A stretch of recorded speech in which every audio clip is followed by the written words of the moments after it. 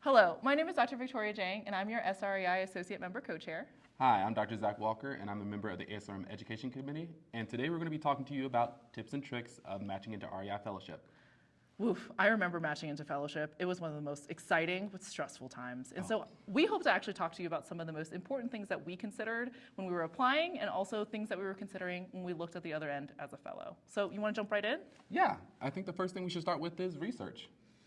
Research is such an important part of your application, and I think that I get a lot of these common questions about how do I do research? Like, who should I be working with? What projects should I be involved in? And what if my program doesn't have the appropriate resources or the projects that I'm interested in? Those are very, very good questions. And you know, as a resident considering research, it can just feel like another checkbox that we have to do to get closer to fellowship. But you need to consider when thinking about research a couple of things. One is, does this project align with my goals or values I have set for myself to get into fellowship? Two, is this project feasible for me to complete while I am in residency? And three, what is the timeline for publication? I think those are really important questions. I remember being in the depths of nights and long weekends and trying to figure out exactly where research was going to fit into that when it was always felt like it was on the back burner. I think feasibility is key, and that's the first thing that we want to talk about is feasibility. Feasibility means that maybe considering a retrospective cohort study for a database that is already IRB approved for a group that maybe has already published from that database. You're really trying to establish yourself and carve a role for yourself in that research team for a well-oiled team that already knows how to work with that data. And maybe don't sign up for that chart review because that's going to be the last thing you want to do after nights. Very, very good points. We have all kind of had that scenario pop up when we are in a project and maybe have taken more than we signed up for, but definitely one of the key things that we see as a fellow reviewing applications is the amount of participation that a resident had during the research project.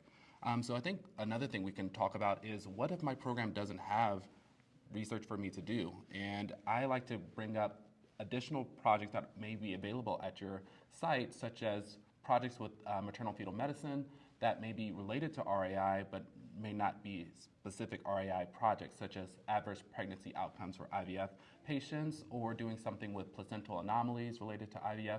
These are kind of common research projects that are aligned with RAI values and are important for us to know about. Another one would be with GYN oncology, looking at oncofertility patients and how their services are rendered or their care that they received or outcomes of oncofertility patients. Those are things that you can also do at your site if they are available and can be RAI-related topics. I think that's actually a really important point. I see a lot of people who may have decided to have a mid-career shift. So for example, they're 2 years into residency and maybe they were thinking about being an MFM, but then suddenly they saw the light and were like, wow, REI is great. I mean, we do have one of the best fields in the business. And so I feel like a lot of the switches can be common.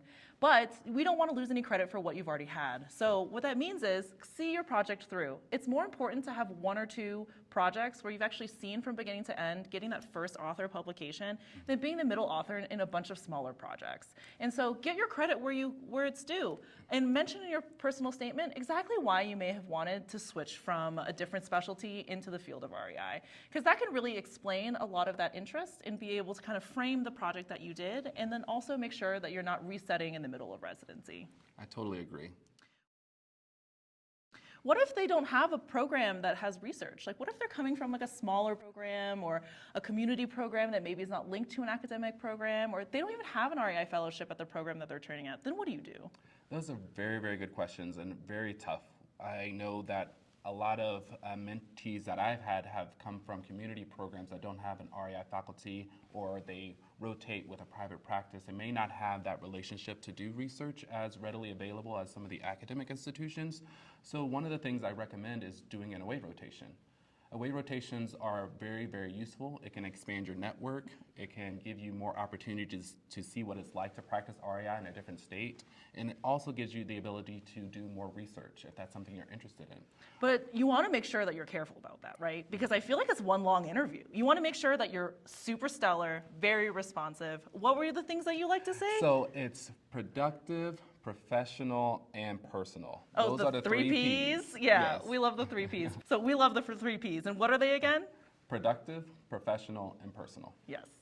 And so make sure that when you're signing up for an away rotation, that you're thinking about what kind of program you're interested in, you're setting a good example, and you're also being professional during that time, because you want to make sure that every moment really matters, especially when you're thinking about receiving letters from those people. Yes, and if you are having difficulty finding which programs offer away rotations, I know there are some working movements going on within SRAI to create a list of away rotations available to residents to go to, but also sending out an email to certain program coordinators or fellowship directors to see if there are any opportunities for you to come and do an away rotation is another way to go about it as well. Yeah, I think I was always afraid of the cold email. Cold emails can be super intimidating.